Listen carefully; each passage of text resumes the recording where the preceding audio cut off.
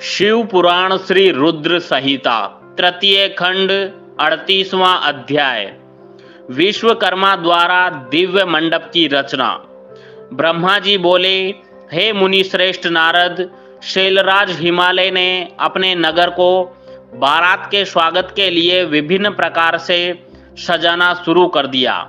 हर जगह की सफाई का विशेष ध्यान रखा गया, सड़कों को साफ कराया गया और उन पर छिड़काव कराया गया। तत्पश्चात उन्हें बहुमूल्य साधनों से सुसज्जित एवं शोभित किया गया। प्रत्येक घर के दरवाजे पर केले का मांगलिक पेड़ लगाया गया। आम के पत्तों को रेशम के धागे से बांधकर सुंदर बंधनवारें बनाई गई। विभिन्न प्रकार के सुगंधित फूलों से हर स्थान को सजाया गया। सुंदर तोरणों से घर को शोभायमान किया गया। चारों ओर का वातावरण अत्यंत सुगंधित था। वहां का दृश्य दिव्य और अलौकिक था।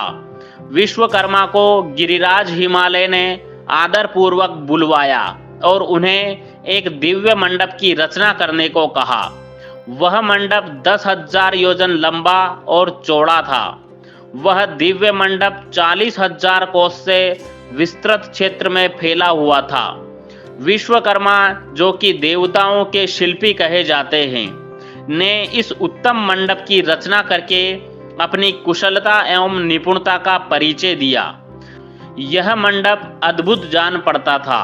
उस मंडप में अनेकों प्रकार के स्थावर, जंगम पुष्प तथा स्त्री पुरुषों की मूर्तियां बनाई गई थी, जो कि इतनी सुंदर थी कि यह निश्चय कर पाना कठिन था कि कौन ज्यादा सुंदर एवं मनोरम है। वहां जल में थल तथा थल में जल दिखाई दे रहा था। कोई भी मनुष्य इस कलाकृति को देखकर यह नहीं जान पा रहा था कि यहाँ जल है या थल। विभिन्न प्रकार के जानवरों की कलाकृतियां जीवंत बनाई गई थी। अपनी सुंदरता से जड़ हृदयों को मोहित करते सारस कहीं सरोवर में पानी पीते दिखाई देते थे, तो कहीं जंगलों में सिंह ऐसे लग रहे थे मानो अभी दहाड़ना शुरू कर देंगे। नृत्य करने की मुद्रा में बनाई गई स्त्री पुरुषों की मूर्तियों को देखकर ऐसा लगता था मानो वाकई नर नारी नृत्य कर रहे हों। द्वार पर खड़े द्वारपाल हाथों में धनुष बाण लेकर ऐसे खड़े थे जैसे सचमुच अभी बाणों की वर्षा शुरू कर देंगे। इस प्रकार सभी कृत्रिम वस्तुएं बहुत ही सुंदर एवं मनोहर थी, जो कि बिल्कुल जीवंत लगती थी। द्वार के मध्य में देवी महालक्ष्मी की सुंदर मूर्ति की स्थापना की थी, जिन्हें देखकर ऐसा प्रतीत होता था मानो क्षीर सागर से निकलकर साक्षात लक्ष्मी देवी वहां आ गई हो। वे सभी शुभ लक्षणों से युक्त दिखाई दे रही थी। मंडप में विभिन्न स्थानों पर हाथियों की कलाकृतियां भी बनाई गई थी। कई स्थानों पर घोड़े घुड़सवारों सहित खड़े थे, तो कहीं सुंदर अद्भुत दिव्य रथ जिन पर सफेद अश्व जुते हुए थे। मंडप के मुख्य द्वार पर नंदीश्वर, जो कि शिव जी की सवारी है, की मूर्ति बनाई गई थी, जो कि स्फटिक मणि के समान चमक रही थी। उसके ऊपर दिव्य पुष्पक विमान की रचना की गई थी, जिसे पल्लवों और सफेद चामरों से सजाया गया था। विश्वकर्मा द्वारा समस्त देवताओं की भी प्रतिमूर्ति की रचना की गई थी, जो कि हूबहू वास्तविक देवताओं से मिलती थी। क्षीर सागर में निवास करने वाले श्री हरि विष्णु एवं उनके वाहन गरुड़ की रचना भी उस मंडप में की गई थी, जिसका स्वरूप साक्षात विष्णु जी जैसा ही था। इसी प्रकार विश्वकर्मा द्वारा जगत के सृष्टिकर्ता ब्रह्मा जी की भी प्रतिमा उनके पुत्रों और वेदों सहित बनाई गई थी। साथ ही वह प्रतिमा वैदिक सूक्तों का पाठ करती हुई दिखाई देती थी। स्वर्ग के राजा देवेंद्र अर्थात इंद्र एवं उनके वाहन ऐरावत हाथी की मूर्तियां भी जीवंत थी। इस प्रकार विश्वकर्मा द्वारा बनाई गई सभी कलाकृतियां कला का अद्भुत नमूना थी, जो कि दिव्य एवं मनोरम थी, जिन्हें देखकर यह जान पाना अत्यंत मुश्किल ही नहीं नामुमकिन था कि वे असली हैं या फिर नकली। देवताओं के शिल्पी विश्वकर्मा द्वारा रचित यह दिव्य मंडप आश्चर्यों से युक्त एवं सभी को मोहित कर लेने वाला था। तत्पश्चात शैलराज हिमालय की आज्ञा के अनुसार विश्वकर्मा ने देवताओं के रहने के लिए कृत्रिम लोकों का निर्माण किया, जो कि अद्भुत थे।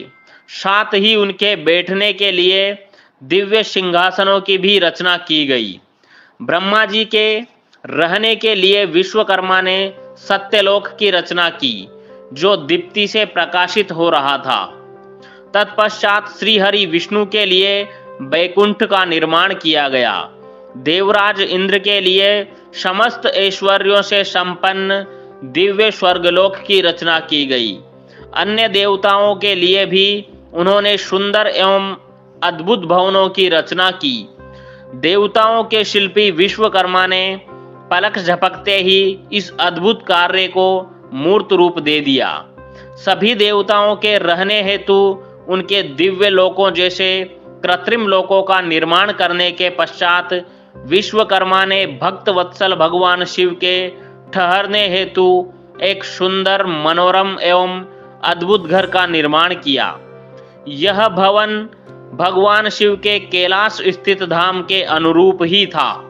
यह भवन परम उज्जवल दिव्य प्रभा पुंज से सुभाषित, उत्तम और अद्भुत था। इस भवन की सभी ने बहुत प्रशंसा की।